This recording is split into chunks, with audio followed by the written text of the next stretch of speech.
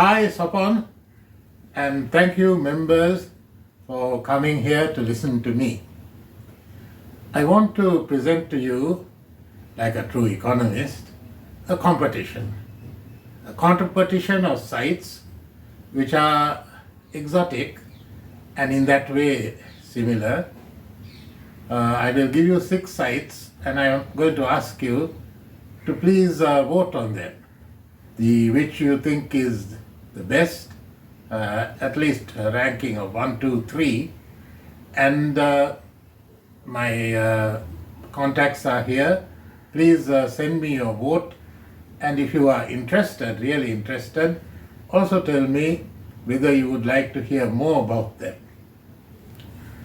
I have chosen these sites with a light to what I think are the key features of tourist investment if you are investor in and operator in tourism today.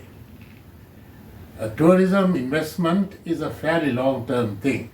So you have to plan in terms of general conditions that will be operating for the next 5 to 10 years.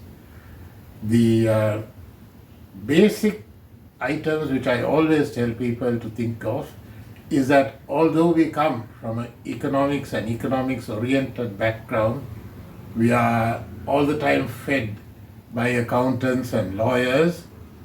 Please remember that in this world today, there are 2 other overriding factors. The first overriding factor is geopolitical. We are living in a time of intense geopolitics, and it is quite obvious they are going to war. So they are not thinking of economics and costs and returns.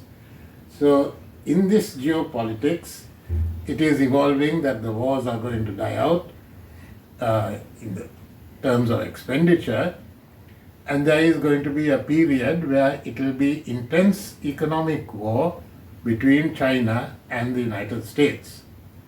Others may join in and others may try to stop, but this conflict is there.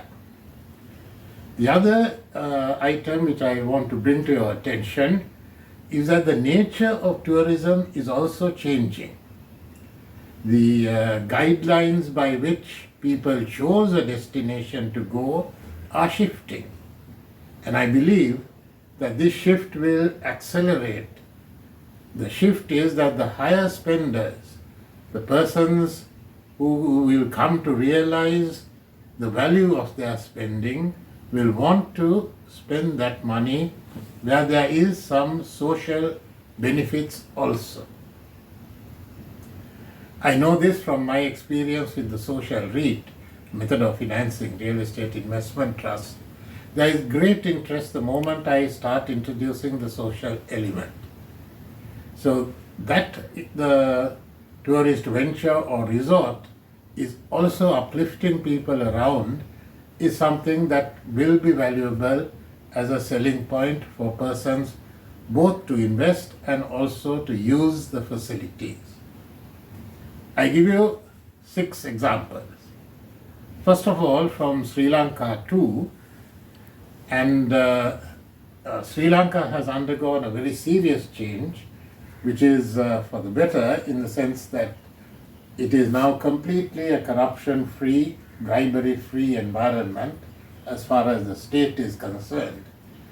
And this is backed by a 2/3 majority government, so it is going to be there, at least for the next 5 years. However, Sri Lanka is also very clearly, at this point one can see or detect, going to be on the China side of the economic war in the future. So we have in Sri Lanka, I am showing some pictures of one site which is beachfront, a bit like the Maldives in the sense that it is a bit remote, and but at the same time very well connected by railway and road, and is very much within Sri Lanka, but it's at the tip of a long peninsula that is parallel to the land. And there are some islands also. The islands have social benefits. And also there is a mountainous area, tea estates, old bungalows from British times, which can be developed into mountain scenic resorts. I also want to offer to you the Kenya. Now in Sri Lanka there are no tax benefits. Of course there is importation of capital materials on duty free and adjustment on tax on VAT taxation. In Kenya and in Uganda there is a 10-year tax holiday depending on the amount of money, and also there is the same capital allowance depreciation, fast depreciation, the allowance also in Sri Lanka, and the import free, duty free and other VAT adjustments, so on. There is a tourism with techno in the Savannah Technopolis, and also normal standard beach tourism. In Uganda, there are more detailed benefits that are being allowed. It takes about a 50-page book of the items that are duty free and not. And there is a very, very welcoming atmosphere.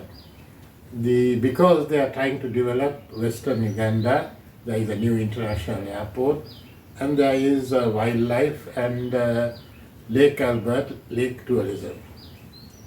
In the Congo, there is a 5-year tax holiday, and again the same import and other tax holidays, far more welcoming, and the attractions are the gorillas and the active. You can see the molten lava craters.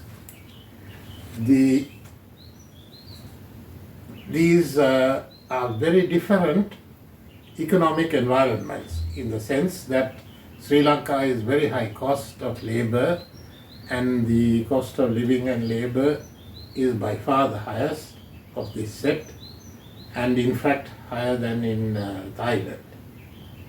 The costs in the Congo are the lowest, and cost of labor is very, very small, and and Uganda and Kenya are in between. The success of the project is of course most likely in the least developed, because there is much greater welcome and there is much more opportunity to do different things. And that of course is the Congo, which is a little outside most people's thinking, but is now very much a good competitor, and Uganda, which is now inside the range of many organizations, and Kenya, which is more established than Sri Lanka as a tourist destination. Now I would like you to just consider these and reward all these countries except the Congo provide massive information via the web and the various websites promoting tourism and tourism investment. The emphasis I would like to make is that we have the African sites which are not pro-China and will definitely fall into the pro-US category, and the Sri Lanka side which will fall into the China category in the years to come. Please take a look at these and give me some feedback, and I can provide you far more. Thank you very much.